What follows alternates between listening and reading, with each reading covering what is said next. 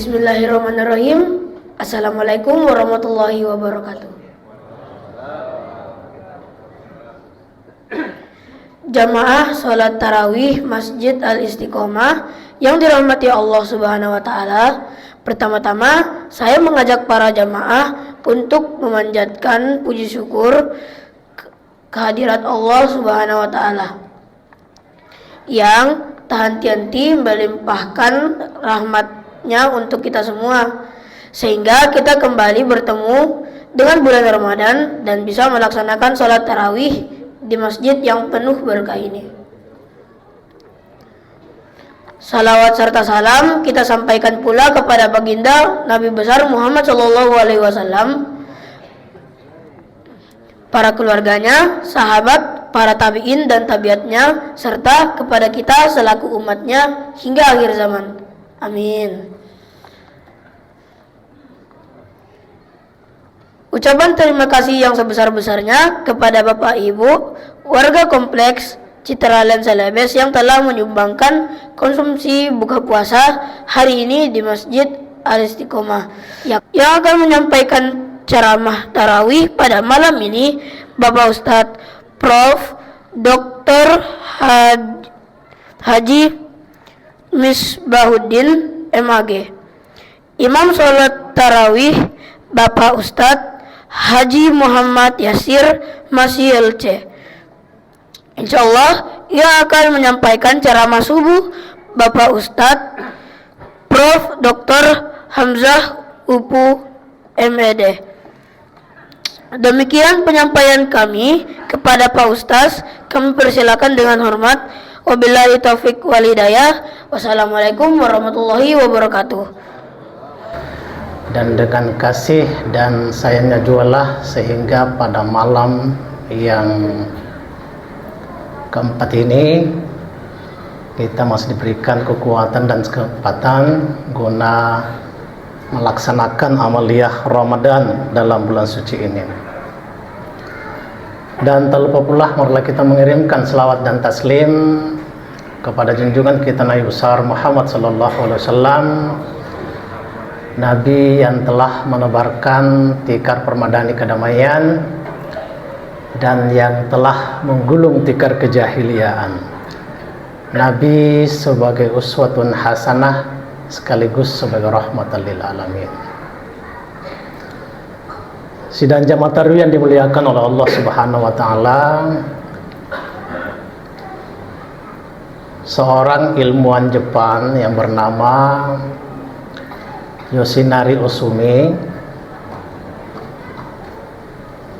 beliau mendapatkan hadiah Nobel Prize in Medicine. Beliau melakukan penelitian tentang puasa yang konsepnya itu disebut dengan autopagi. Autopagi ini Bapak sekalian dipicu oleh puasa. Jadi seseorang yang berpuasa pada bulan Ramadan atau di bulan-bulan lainnya, itu sel-sel kita itu membersihkan sel-sel yang sudah rusak, yang tidak dibutuhkan oleh tubuh kita, ya biasa kita sebut dengan radikal bebas, yang terkadang membuat penyakit yang menggerogoti tubuh kita kalau ini berlebihan dalam tubuh kita. Menurut Yoshinari Ohsumi, dengan berpuasa semua sel-sel yang rusak itu, yang tidak sehat atau radikal bebas, itu dimakan oleh sel-sel yang sehat dalam tubuh kita menjadi konsumsi, sehingga tubuh kita menjadi sehat. Dari hasil penelitian beliau menyatakan bahwa puasa itu dapat mencegah penuaan, meningkatkan daya tahan tubuh, dapat mencegah penyakit degeneratif seperti Alzheimer dan Parkinson, penyakit diabetes, kanker, dan penyakit jantung tentunya Bapak sekalian. Jadi manfaat puasa itu luar biasa Bapak sekalian. Yang kedua, ilmuwan dari Jerman bernama John Hamer, dia juga melakukan penelitian bahwa puasa itu dapat meningkatkan daya pikir, daya nalar, dan daya analisis seseorang. Sementara ilmuwan dari Rusia yang bernama Vladimir Nikitin, beliau menyatakan bahwa puasa itu dapat meningkatkan kekebalan tubuh dan menyembuhkan penyakit gula, Bapak sekalian. Dari tiga ilmuwan yang luar biasa ini Bapak sekalian, ketiga-tiganya adalah non-muslim, dan beliau memberi penekanan bahwa manfaat puasa itu bisa kita peroleh jika pada saat kita berpuasa hati kita bersih, ya, hati kita tulus dan yakin apa yang kita lakukan itu adalah bermanfaat. Pertanyaan kemudian yang muncul, apakah penelitian ini didukung oleh ayat-ayat atau hadis? Saya mencoba menelusuri beberapa referensi kitab hadis, dan hadis ini sangat populer Bapak sekalian. Dari tiga makna kata tadi, hati yang bersih, hati yang tulus, dan memiliki keyakinan akan ibadah yang dilakukan. Rasulullah SAW bersabda, "Man shoma Ramadana imanan wahtisaban, ghufira lahu ma taqaddama min zambi." Barang siapa yang berpuasa pada bulan suci Ramadan imanan. Saya bertanya kepada Bapak Ibu sekalian, kalau kita memiliki keimanan yang utuh, yang kuat, yang kokoh, kira-kira kita miliki hati bersih tidak Pak? Orang yang memiliki kekuatan iman yang kuat, kokoh, orang itu kira-kira hatinya bersih ya? Bersih Pak ya? Tulus tidak Pak? Saya kira tulus, apalagi yakin akan ibadah yang dilakukan. Ternyata Bapak Ibu sekalian, tiga peneliti non-muslim ini jauh sebelum dia keluarkan penelitiannya, ternyata Rasulullah SAW beberapa abad yang lalu sudah mengajak umatnya untuk berpuasa dengan hati yang bersih. Tadi kata keimanan, imanan wahtisaban, ghufira lahu ma taqaddama min zambi. Jadi Bapak Ibu sekalian, kalau kita berpuasa, ya, hendaknya disertai dengan hati yang bersih, tulus, yakin bahwa ibadah yang kita lakukan itu adalah bermanfaat dan hanya mengharap ridha Allah Subhanahu wa taala. Sekaitan dengan keimanan, salat, ini kan dalam bulan Ramadan selain berpuasa kita juga salat tarawih, kemudian ditambah dengan salat lail.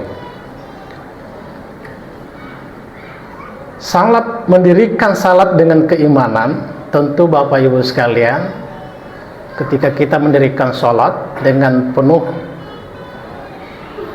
kehusuan dan keikhlasan, itu mengantarkan diri kita untuk mendekatkan diri kepada Allah Subhanahu wa taala. Dan menurut ahli hadis, Imam Nawawi memberikan penjelasan penafsiran dari hadis itu bahwa iman yang utuh, ya, adalah syarat untuk diterimanya pahala kita dan adanya pengampunan dari Allah Subhanahu wa taala. Jadi iman yang utuh Bapak sekalian, itulah syarat utamanya pahala kita diterima dan dosa-dosa kita diampuni. kemudian harapan mendapatkan pahala dalam bulan suci Ramadan ini, Profesor Dr. Quraisy Shihab memberikan penjelasan penafsiran di hadis ini, meskipun beliau ahli tafsir, menyatakan bahwa dalam melaksanakan ibadah hendaknya semata-mata karena Allah Subhanahu wa taala, bukan karena ingin dipuji, mau dikata dan sebagainya, tetapi karena Allah Subhanahu wa taala. Disinilah pentingnya menurut beliau hati, niat yang tulus, niat yang lurus ketika kita melaksanakan ibadah puasa. Sejak awal kita sudah luruskan niat kita bahwa kita berpuasa karena Allah Subhanahu wa taala. Kemudian yang ketiga, Bapak sekalian, pengampunan dosa-dosa kita. Ibnu Hajar Al-Asqalani memberikan penafsiran dari hadis ini, Bapak sekalian, bahwa dosa-dosa kita itu akan diampuni ya, dalam bulan suci Ramadan ini, tentunya dengan iman yang utuh. Tetapi beliau menyatakan bahwa yang namanya dosa-dosa besar kita tentu tidak akan terampuni hanya dengan jalan taubatan nasuha, bertaubat dengan sungguh-sungguh bertaubat, Bapak sekalian.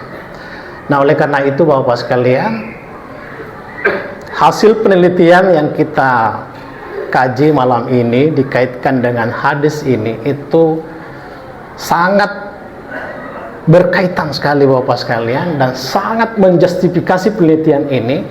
Oleh karena itu sudah sepantasnya kita yakin, seyakin-yakinnya, bahwa puasa yang kita lakukan dalam bulan suci Ramadan ini betul-betul memberikan nilai manfaat yang cukup besar, dan kita sungguh-sungguh melaksanakannya. Jangan kita berleha-leha meninggalkan waktu sedikit pun ibadah kita itu tidak bermanfaat yang kita lakukan. Ada saudara-saudara kita, tapi bukan di sini, di luar, Bapak sekalian, semalang suntuk begadang, tapi tidak diisi baca Quran, tetapi hanya main domino atau main apa dan sebagainya. Sangat rugilah, Bapak sekalian. Saya kira inilah yang bisa saya sampaikan pada malam hari ini. Lebih dan kurangnya mohon dimaafkan. Sekian. Wassalamualaikum warahmatullahi wabarakatuh.